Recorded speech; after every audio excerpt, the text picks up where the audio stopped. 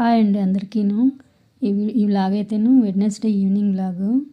ఇల్లంతా ఒకసారి అయితే పెట్టుకునేసినాను. పెట్టుకున్న తర్వాత దేవుడి గది అయితే క్లీన్ చేసుకొని నిర్మాల్యం అంతా క్లీన్ చేసుకొని దీపారాధనకి అయితే అన్నీ రెడీ చేసుకున్నాను. ఆ వినాయకుని దగ్గర అయితే అంతా క్లీన్ చేసుకొని నైవేద్యానికి అయితే ఒక బెల్లం ముక్క అది సమర్పించుకొని దీపారాధన అయితే చేసేసుకున్నాను. స్వామివారికి చూడండి ఇదో బెల్లం ముక్క ఏదో ఒక నైవేద్యం పెట్టాలంటారు కాబట్టి ఇంకా బెల్లం ముక్క అయితే పెట్టాను. స్వామివారికి నైవేద్యం కింద అరటిపళ్ళు తీసుకొచ్చాం కానీ అవి కొంచెం వాడిపోయినట్టుకుంటేనే ఇంకా బెల్లం ముక్కే పెట్టేశానండి ఈరోజు వినాయకునికి. ప్రసాదాలు అయితే మనము ఏది లేకపోయినా కూడాను ఒక బెల్లము లేకపోతే పంచదార ఏదైనా సరే పెట్టొచ్చు కాబట్టి ఇది స్వామికి అయితే అట్లా చేశాను. ఈవినింగ్ అయితే ఇంకా కాఫీ అయితే చేస్తున్నాను. పూజ అది అయిన తర్వాత అయితేనే ఇంకా వంటగదిలోకి వచ్చేసాను. వచ్చి పాలైతే స్టవ్ పైన అయితే పెట్టుకొనేసి కాఫీ రెడీ చేద్దామని కాఫీ అయితే చేస్తున్నాను. ఇదిగోండి కాఫీ కలుపుతున్నాను ఇక్కడైతేను.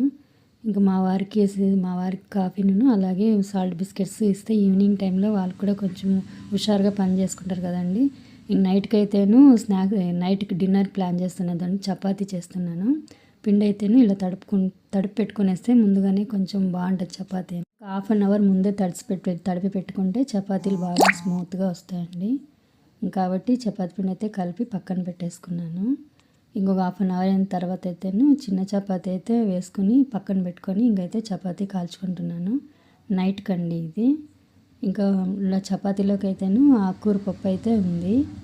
ఆ పప్పుతో పాటు చపాతీ అయితే తినేస్తారు. మార్నింగ్ అయితేను ముద్ద అది చేశాను. మధ్యాహ్నం రైస్ వండాను. ఇప్పుడు నైట్కి అయితేను చపాతీ అండి. చపాతీలోకి అయితేను ఆకుకూర పప్పులోకి చపాతీ సెట్ అవుతుందని చేస్తున్నాను. ఎందుకంటే ఇంట్లో కొంతమంది ఇద్దరికి కోల్డ్ ఉందండి. అలాగే ఫీవర్ లైట్గా ఉంటేను ఇంకా 3 పూట్ల రైస్ పెట్టకూడదు కదండి. ఒక పూట ముద్ద ఒక పూట రైస్. ఇప్పుడైతేనే ఇంక చపాతీ. అందుకని నైట్ టైం అయితే ఒక లైట్గా చపాతీ తింటే సరిపోతుంది కదా అనేసి ఇదండి ఇక్కడైతే ఆకుకూర పప్పు అందులోకి చపాతీ కాంబినేషన్. చూడండి చపాతీలు అయితే ఎంత మెత్తగా వచ్చాయో.